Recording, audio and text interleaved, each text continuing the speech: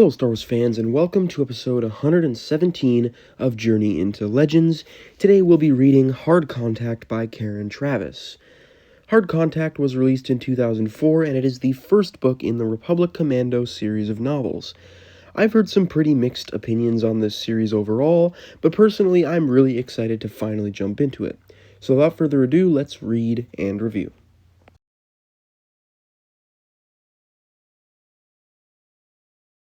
Let's start this review by talking about the main characters introduced in this first book.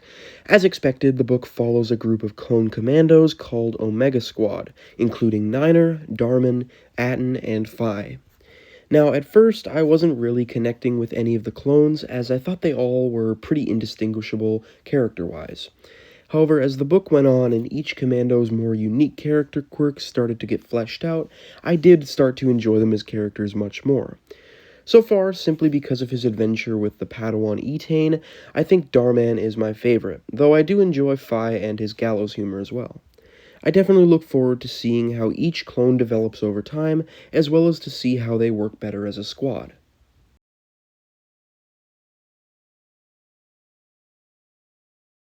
Anyways, this book brings Omega Squad to the forest planet of Qiilura to stop a dangerous bioweapon that targets clones from being developed for the Separatists.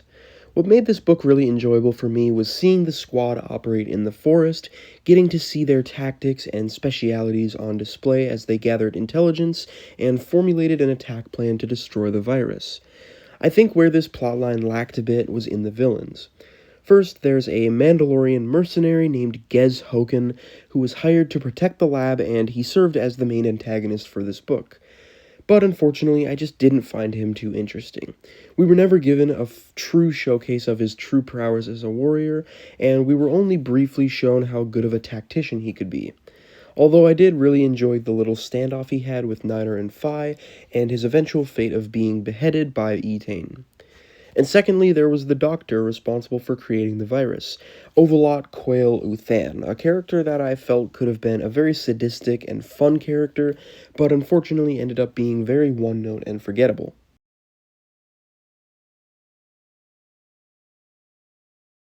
And the final character to talk about is a Jedi Padawan on the planet named Etain Termukin, whose master was killed by Gez Hoken. For the most part, I really enjoyed her character. I thought it was interesting to follow a very less-than-special Jedi who wasn't great or confident in her role.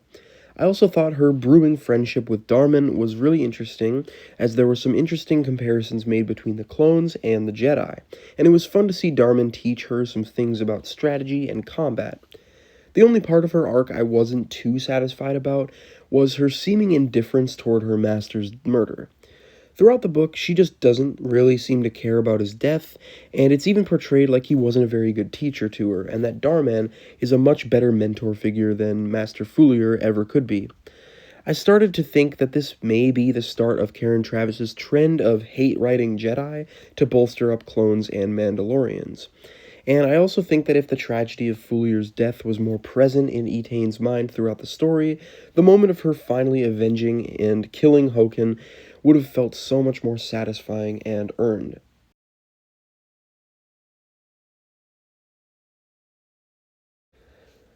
So overall, I ended up enjoying this book, just not as much as I expected. I liked the characters, the plot, the setting, the action. I liked mostly everything about the book, but it just never gripped me as much as I expected. Hopefully the next few books will continue to get better and better.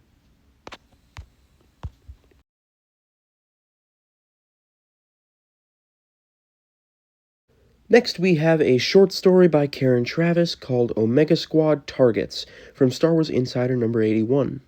This one follows the commandos of Omega Squad right after the events of Hard Contact as they deal with a hostage situation on Coruscant. I had a lot of fun with this one, as it was cool to see the commandos in a scenario like this. I also liked the twist that the terrorists' goal didn't involve the senator they kidnapped, but instead, they were trying to start a war between the Corporate Sector Authority and the Republic by dressing up a Corporate Sector Authority officer as a hostage, until that plan was inevitably foiled by Qiilura and Phi. Anyways, this story just had some fun action and character moments throughout, and I really enjoyed it.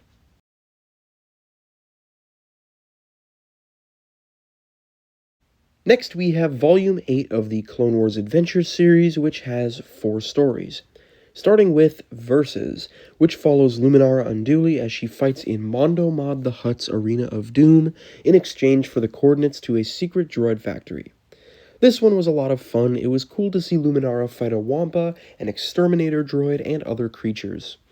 Next we have Old Scores, in which Aura Singh goes to Nar Shaddaa to hunt a Jedi. However, she arrives to find that she's actually the Jedi being hunted, and she has to escape Nar Shaddaa while being hunted by bounty hunters. This one was pretty fun. I thought the action was pretty good, and it's always fun to see Aura Singh, especially in this art style. Next is One of a Kind, which follows Obi-Wan on a mission to Commando to stop a bounty hunter hired by Count Dooku to steal Jango Fett's genetic material. What made this one really fun was the bounty hunter herself, an albino Zeltron. I found myself really endeared to her story, with her being an outcast from her people, and I really loved the reveal at the end that she ordered a clone of herself from the Kaminoans, with Obi-Wan allowing it because, in his words, none of us should have to be alone. I just thought it was a very beautiful story. Anyways, our last story is Pathways, which follows a battle droid as it gets damaged, separated from the droid army, and freed from the central control hive mind, going on to enjoy a few days of freedom before shutting down, only to be discovered years later by some farmers who seek to turn him back on to help around the farm. This was a fantastic little story, one of my favorites from the entire series, easily.